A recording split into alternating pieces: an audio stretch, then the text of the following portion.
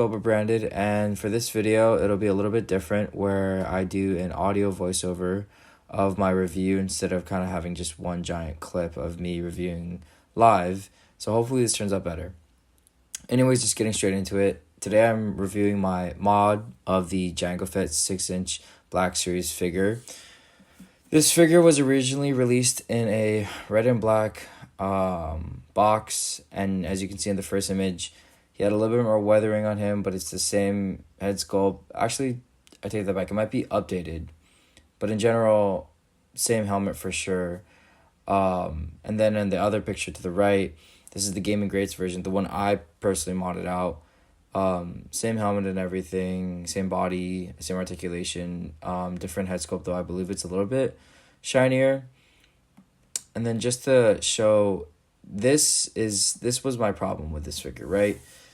The body was okay. You know, it's a little too chunky in my opinion, but you know, this was one of the earlier molds that they just decided to reuse. This helmet over here though was not cutting it for me. You know, there was no articulation on the rangefinder.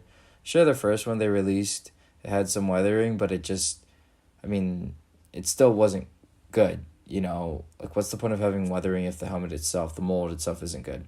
The second image is a little bit blurred and I apologize for that, but I thought I had my helmet from the figure, but I guess it's somewhere lost right now. But it's the same helmet essentially, just no weathering. So it's just a cleaner version of that. So I definitely always knew I wanted to mod this figure out like I was saying earlier, and I wanted to make it as, you know, screen accurate, I guess, as a 6-inch figure could be. And as far as I'm concerned, I wasn't really willing to pay too much money for it. You know, I wasn't going to get a Hot Toys, obviously, something like that. But I just wanted something for my collection that would look nice in the display box. So I looked up a couple reference photos and, you know, altogether I kind of scrapped the idea. And I just wanted to get a new Jango Fett figure. So I decided to try to shoot for the SH Figure Arts figure. And, you know, I went on eBay and for some reason, I don't know why I didn't catch this, but I actually got scammed. The person I bought it from, I should have read it properly because the box itself had said Star Wars with a Z at the end, you know, and that's not an official product at all. And it wasn't even by SH Figure Arts at all.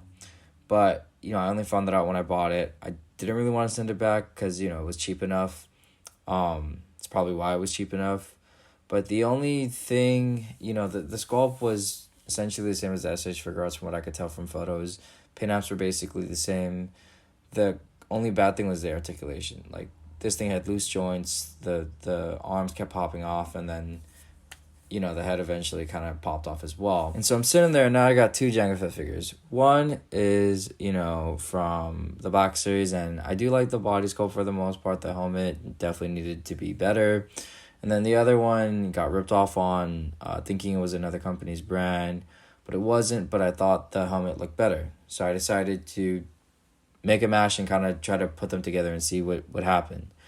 Before we get into that though, I want to show you guys a quick couple reference images of my personal figure there. So here are, you know, 5 photos that I took with my quote-unquote amazing photography skills, but as you can see, he looks way better than the Black Series, the one that they released. You know, the helmet is proportioned better in my opinion. The color apps on the helmet are definitely there. That sheen, honestly, I didn't realize how important the sheen on the helmet was to me until I put this figure together, and then I realized, okay, I definitely want, you know, that metallic look to my Jango figure, and that's what I have now. So I'll explain a little bit more about the process in the actual articulation part of the segment, but let's get into that. This is some of the articulation for an armored figure like this. It's going to be the same articulation as the one they first released with this type of body style. His elbows can move up a fair amount. His arms go out to the side fairly well. There's full rotation forward and backward with the gauntlets and the arms. The hoses snapped off in me, and that was a little annoying.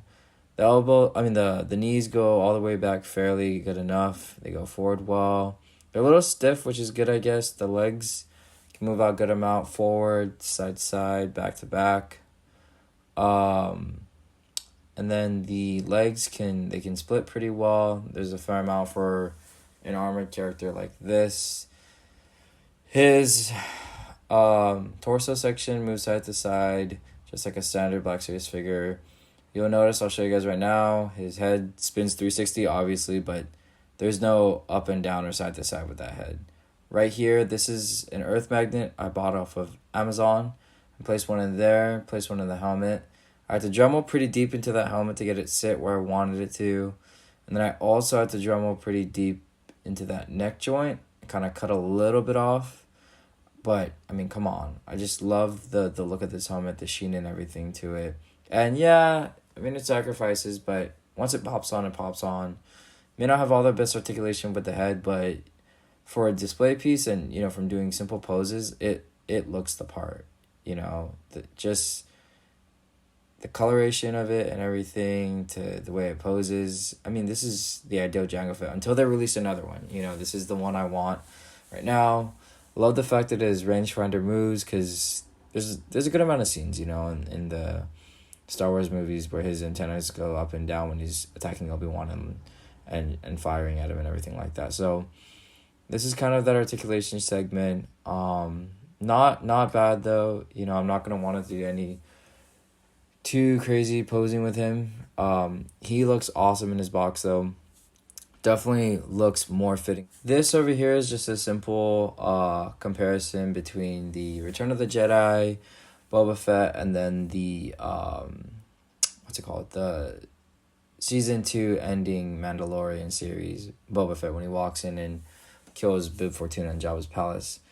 This, you know, this kind of makes sense to me. I think that the bodies definitely look different, obviously, because they're from different years of the Black Series. One is their earlier, and then, you know, we have their newer bodies as they progress through the line, but I still think they all look awesome together. You know, you can tell they're definitely, you know, same armor family and everything like that. I think the heights scale really well for Black Series.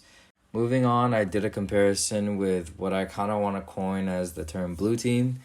You know, we have my Death Watch Mandalorian right there to the right, and then we have the heavy infantry Mandalorian from the Mandalorian series on the left. And these guys just look good together. It has to be, you know, I mean, the fact that blue is my favorite color and their color schemes just go well together, you know. You would never see these guys in universe together just because they're from different years. Maybe the Death Watch Mandalorian and then the heavy infantry, but you would never see Jango Fett with them, obviously, because they're from 2 different eras. But they scale really well together. Height between the heavy infantry and Jango Fett is on point. And honestly, I prefer Jango Fett to be a little bit shorter than the Death Watch, just because Tamora Morrison, I know in real life, I think is around my height, around 5'7", 5'8". So I'm pretty happy with this comparison. And again, scales perfectly well with the Star Wars Universe Black Series characters. But anyways, that'll do it, guys. That is my review of the Black Series Jango Fett mod I did myself. Feel free to try to hunt down for that SH Figure Arts figure. Hopefully it's a little bit cheaper now. I think it is. Or maybe, you know, you can go on eBay too and find yourself a knockoff SH Figure Arts one and then do what you will from there. But regardless, I'll link in the description below the magnets I bought off Amazon.